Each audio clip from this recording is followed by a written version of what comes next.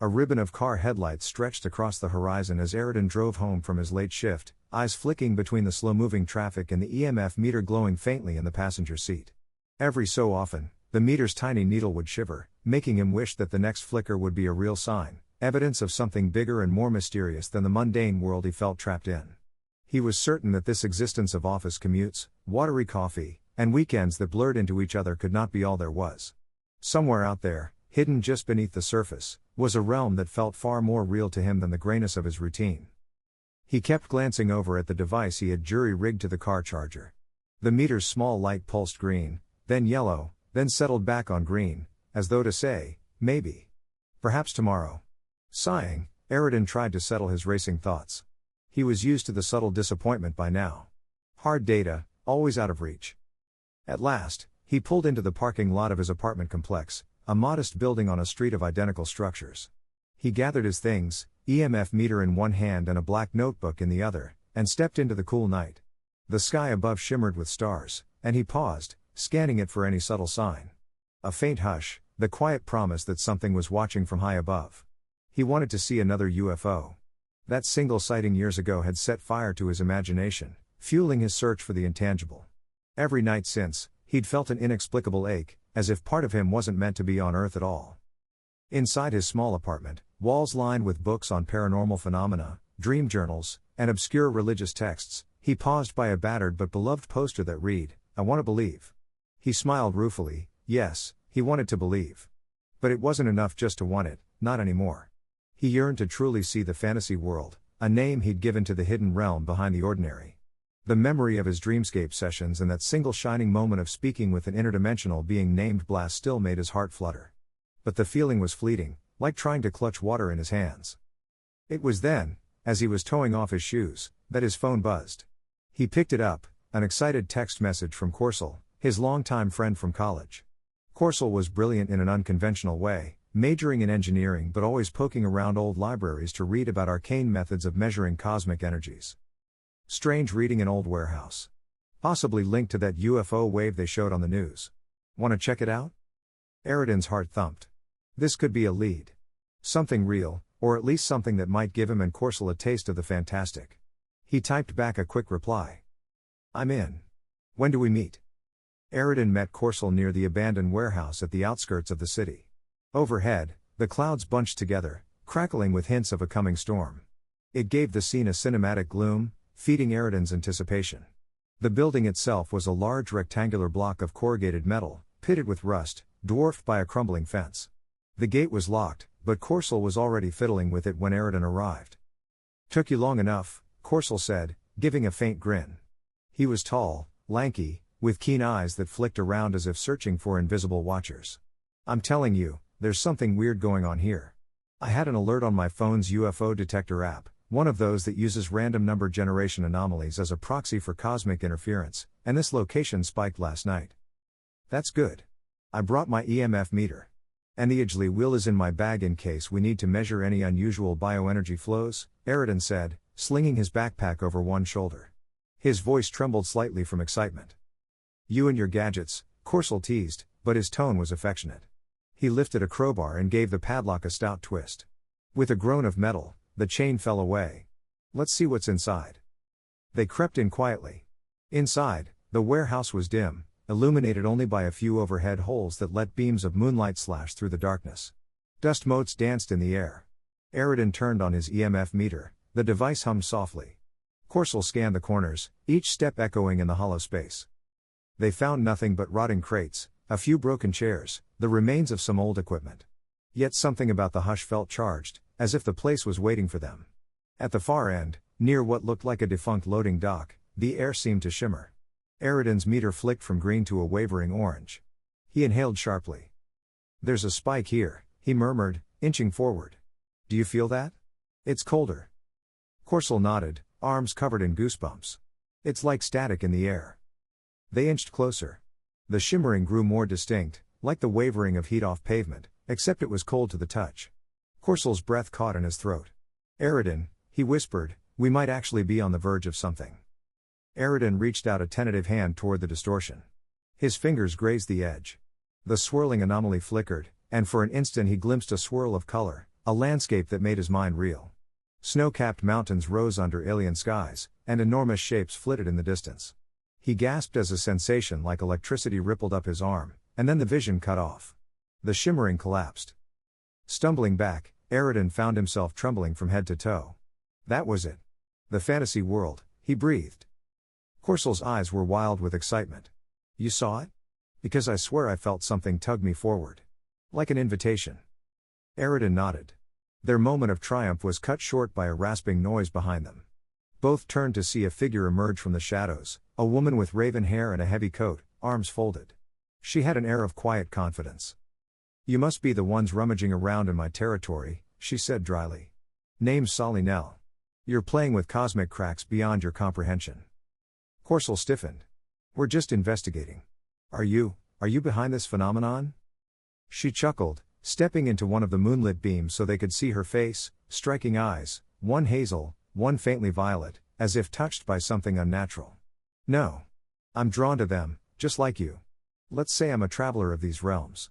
I've been chasing anomalies across the region, trying to find a stable gateway to the other side. That shimmer you saw was close to what we need, but it's weak. It always closes up before anyone can pass through. Aridin, still charged from the brief contact, felt words tumble from him. We want to pass through. Even if it's just for a second. Solly Nell studied them. I know your type. You're intuitives, people who sense that the mundane world isn't the full story. You can feel the presence of the fantasy world, or at least you want to. But just wanting it doesn't make it safe. There are creatures that feed on that longing, that drain your will and your sanity. You must have felt it, that exhaustion, the sense that something's gnawing at your spirit. Invisive amps, Aridin muttered, using the name he'd invented for the intangible vampire-like forces that seemed to sap his energy daily. Solly Nell nodded. A fitting name. They latch onto unfulfilled desire, the frustration of a dream withheld. And right now, there's a nest of them feeding on the cracks between realms. Corsel's eyes lit up. So we can fight them? She gave him a wry smile. Fight might not be the right word.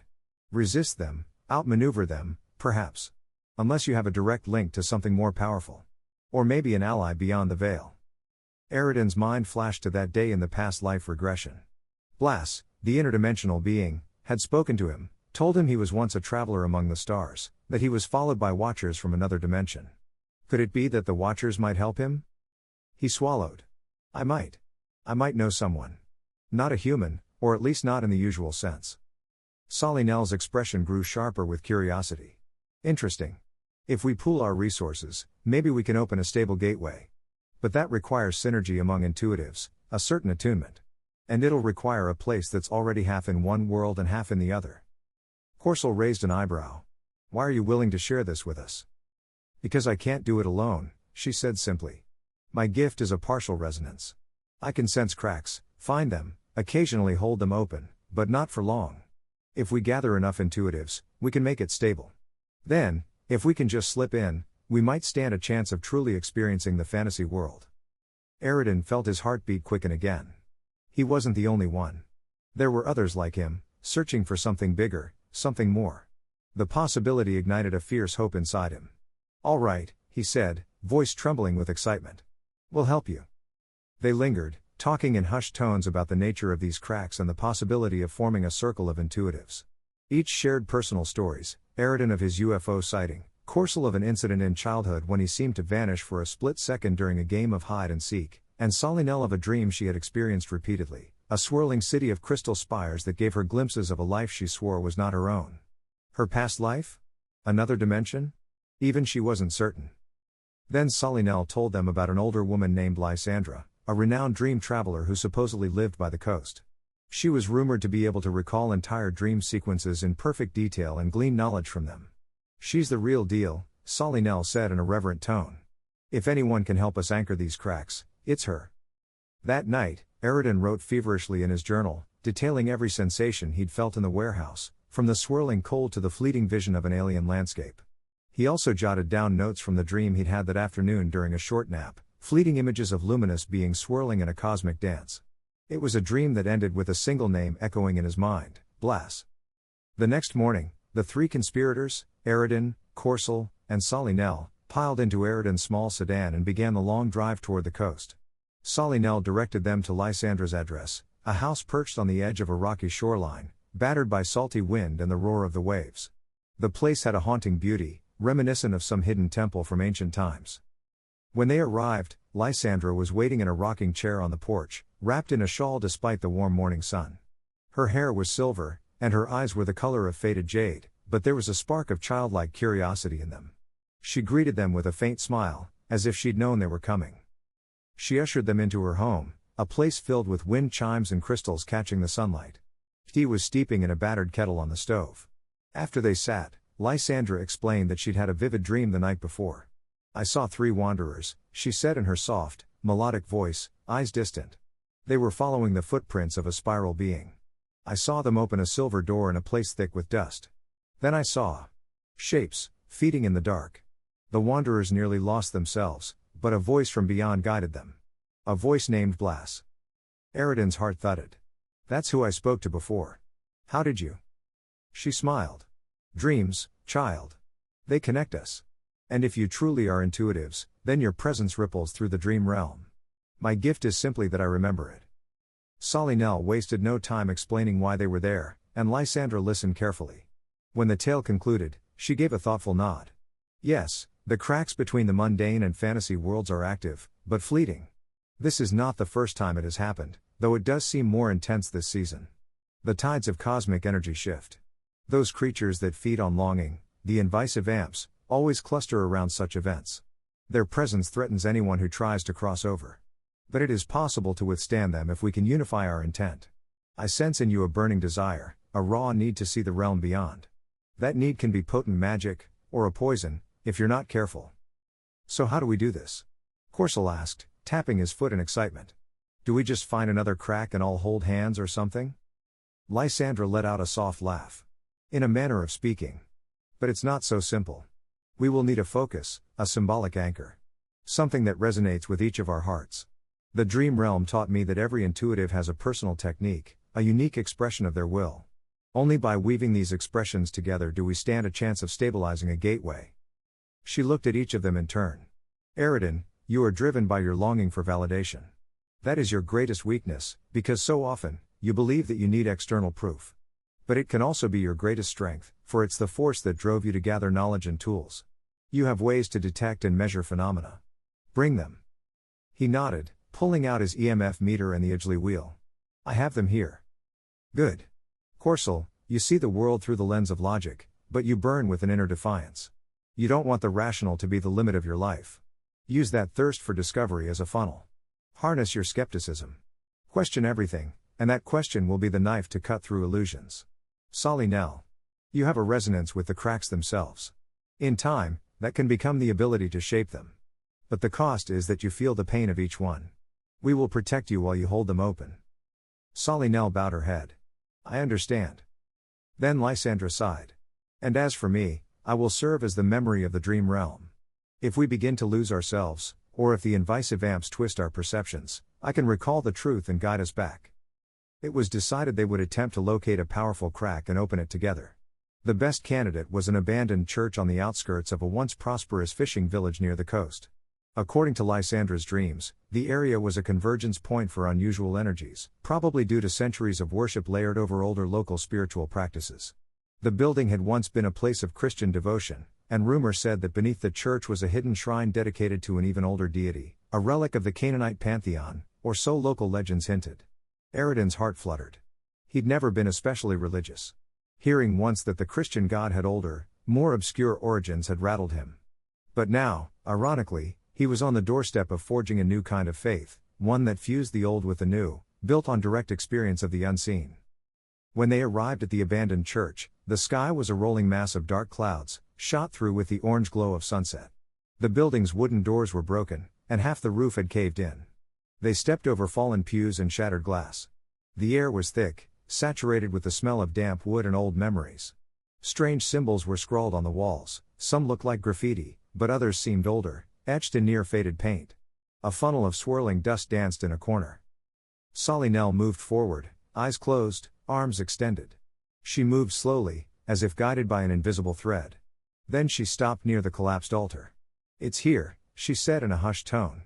A strong crack. I can feel it throbbing against the veil. Aridin took out his EMF meter. The needle jerked upward, dancing wildly.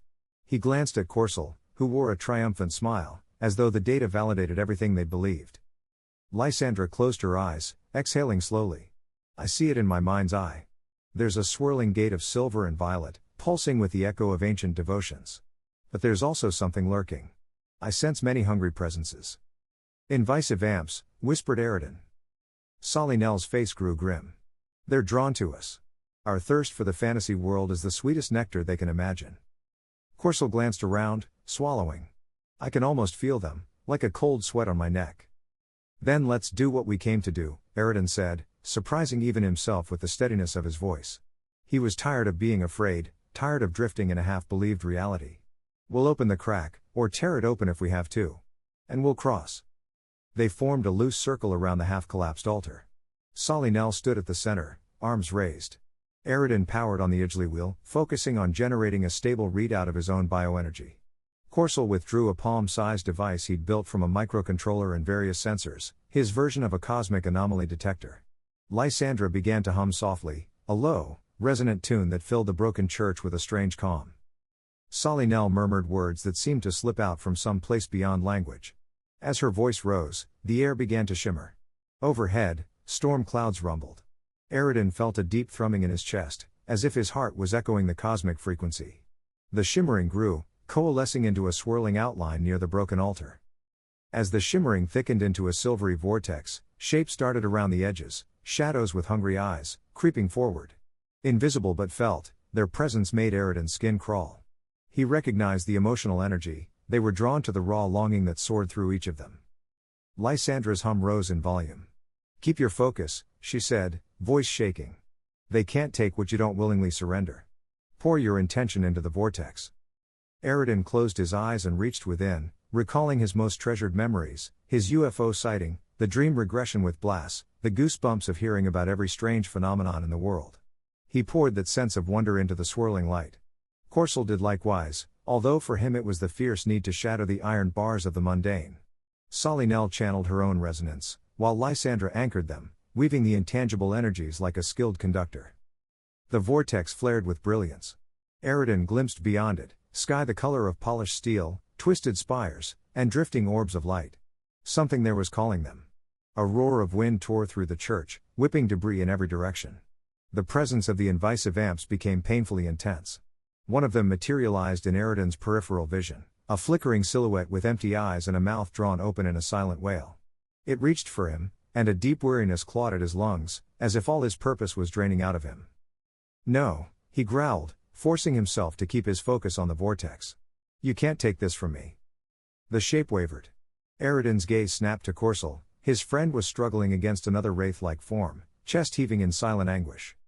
Use your questions, Lysandra urged him. Doubt them. Doubt their reality. Corcel locked eyes with the flickering vampire. You're not real, he hissed through gritted teeth. You're nothing but the manifestation of my fear. He repeated it like a mantra, demanding logic to slice through illusions. Slowly, the wraith retreated, losing shape, dissolving. Around the circle, half a dozen invisive amps spun in agitation, waiting for a moment of weakness to feed. Solinel's voice trembled. I can only hold this gate for so long, go now. Aridin leapt first, diving into the vortex. The sensation was like falling through cold fire, the world bending around him. Corcel followed with a shout, then Solinel and Lysandra together. They tumbled forward, half floating, half plummeting, until they landed on a field of soft, shimmering grass under a swirling violet sky. The impact was gentle, like stepping off a curb, yet his heart hammered. They gazed around, taking in the impossible landscape. Jagged crystal mountains on the horizon glowed with internal light. Odd creatures, drifting spheres of luminescence, floated like living lanterns. The air smelled sweet, tinged with ozone. At once, Aridin felt a shiver of recognition, as if he'd come home. His soul vibrated with an electric excitement.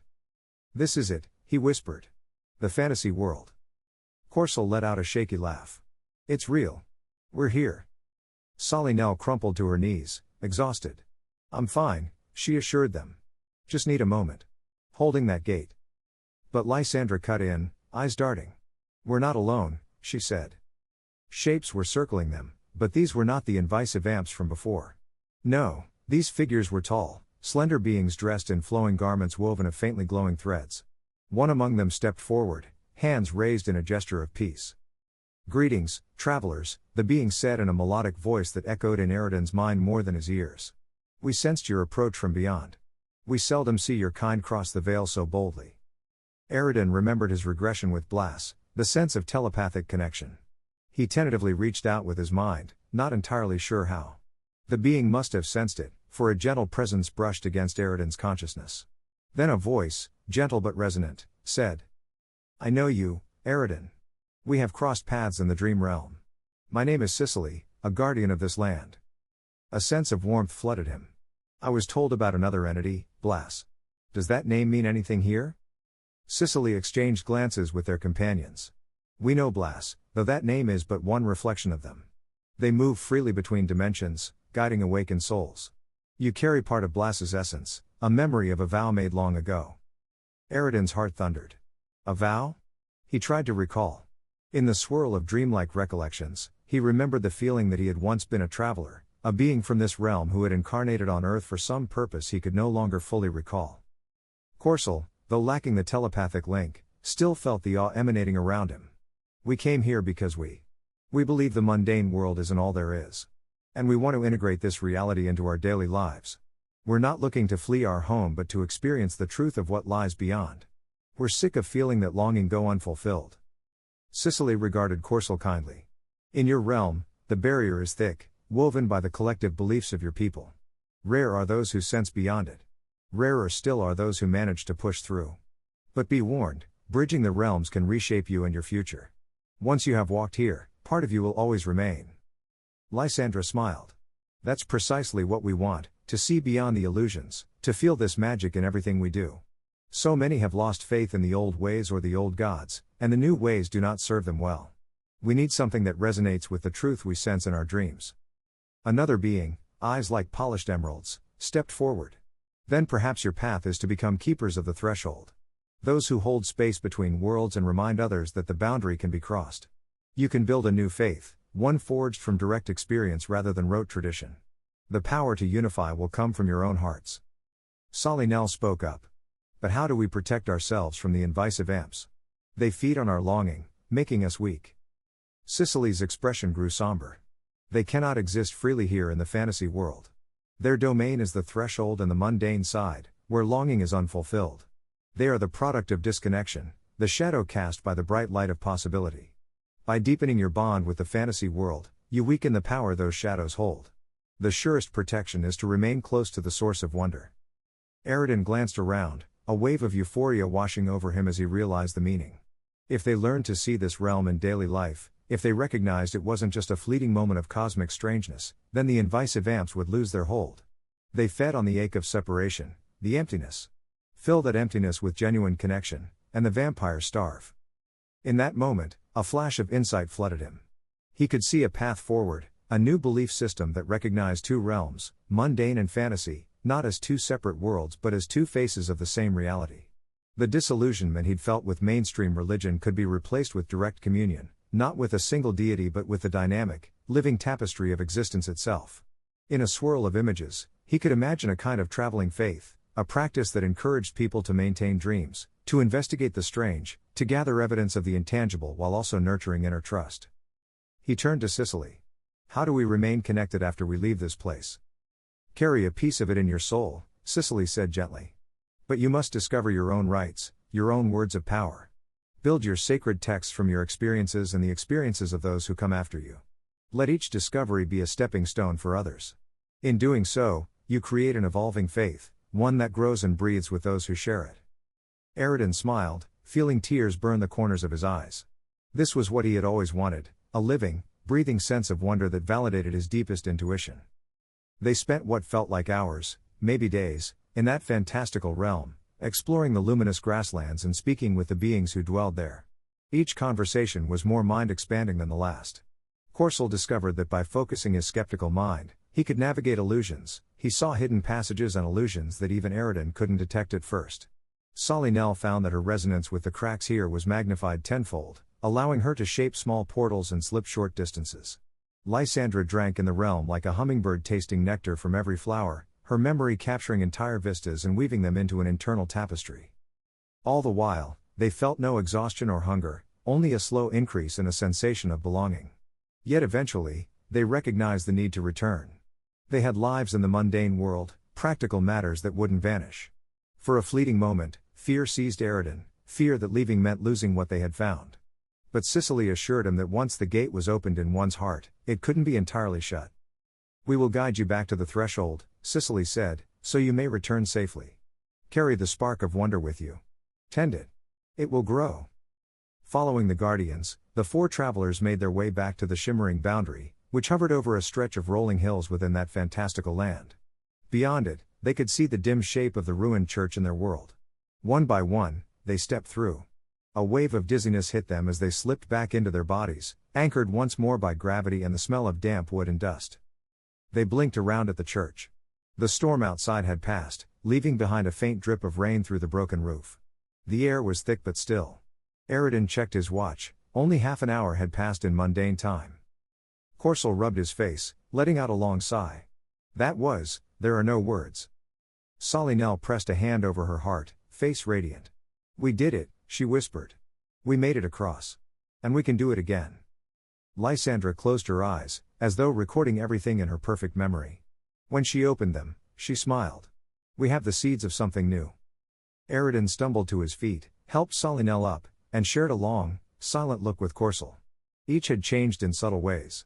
Aridin felt stronger, more certain of his path. Corcel had that starry gleam in his usually critical eyes. Solinel glowed with a quiet confidence, no longer the guarded, secretive traveler they first met. Lysandra, for all her wisdom, seemed younger somehow, more enthusiastic, as if a great weight had been lifted. "What do we do now?" Corcel asked at length, voice hushed in the silent church. Aridin looked around. The battered pews, the dusty floors, the old symbols scrawled on the walls, this was the mundane world that had once felt empty. But now he saw faint flickers of light, shimmering motes of residual energy from their crossing. The swirl of dust in a corner caught moonlight just so, forming a miniature galaxy. Everything looked alive in a new way. "Now," he said, "we begin." They left the church with new resolve. Over the following days, they found themselves writing feverishly, each creating accounts of their crossing, describing every nuanced detail. Aridin, who had once been fixated on measuring and validating, discovered that his greatest gift was to share the wonder. The measurement had become secondary to the raw sincerity of experience. Corcel continued refining his device, determined to create a replicable method for others to detect cracks and repel the invasive amps. Solinel, attuned to the thresholds, began leading small groups of fellow intuitives, teaching them how to sense the subtle shifts that preceded a crack's formation.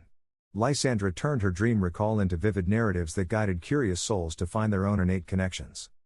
In time, word spread among those who were disillusioned with the slow grind of the mundane.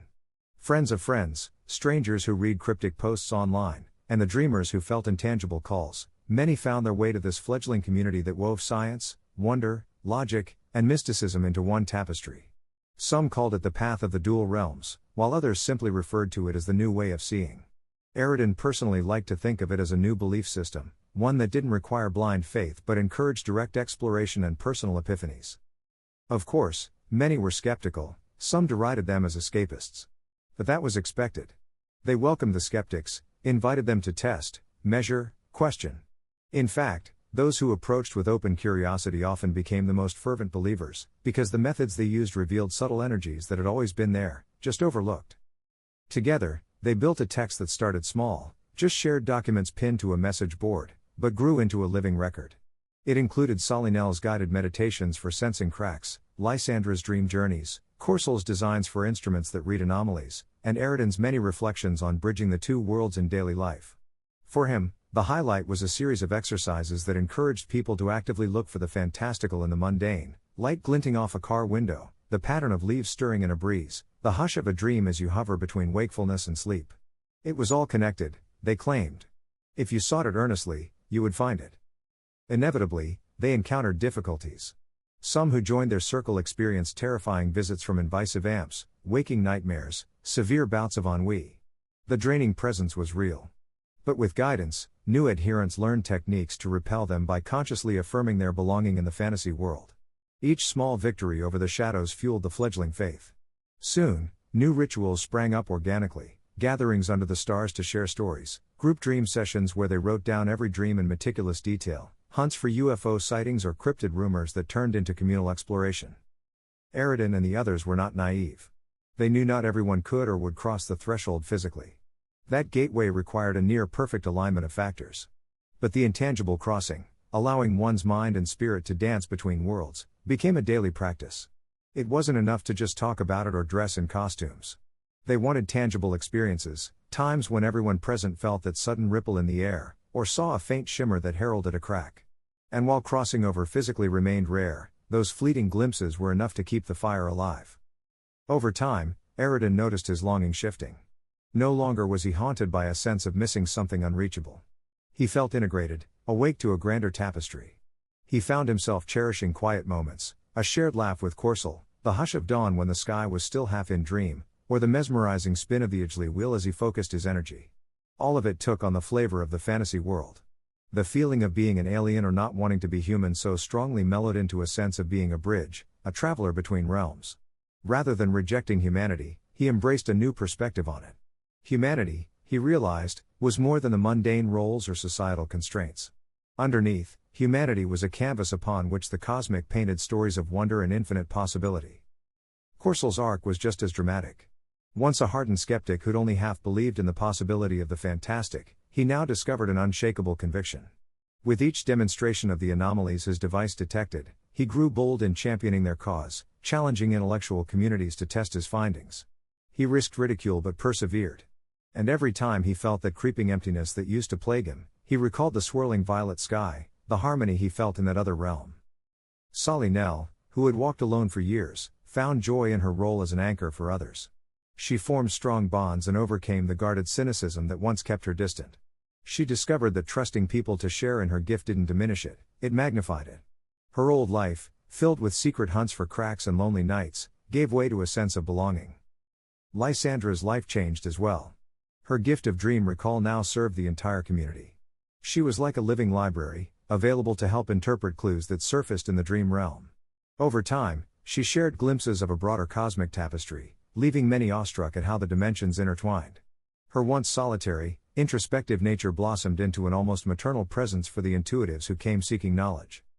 Eventually, Aridin took it upon himself to compile what they had learned into a single narrative. He poured into it the history of their discovery, the philosophies that underpinned their new faith, and the practical exercises that helped others sense the fantasy world in their everyday lives. It was not a fixed text. He called it the living testament of two worlds, with the intention that each generation of intuitives would add its own experiences and revelations, weaving a tapestry of ever-expanding wonder. The greatest challenge lay in ensuring that people didn't slip into mere fantasy or escapism. They wanted genuine experiences. The text emphasized the importance of grounded exploration, maintaining rigorous observation, healthy skepticism, and community support. Each believer was encouraged to keep a detailed log of dreams, sightings, unusual phenomena, so that subjective experiences could accumulate into a collective mosaic of evidence. In that sense, it resembled a scientific enterprise as much as a spiritual one. Their biggest test arrived one cool autumn evening. A wave of deep despair swept through the community, some intangible cosmic shift that spiked the presence of invasive amps all across the region. People reported fatigue, nightmares, and a creeping sense that their efforts were a delusion. Even the four founders felt it. Aridin woke one night drenched in sweat, certain he'd heard a shrieking voice telling him that everything he believed was a lie. Corsul's devices malfunctioned, reading bizarre anomalies that resembled static more than cosmic signals. Sally Nell, in a moment of heartbreak, almost sealed herself away, convinced that bridging realms had unleashed new horrors. And Lysandra struggled to recall her dreams, as if a dark veil had been pulled over her mind.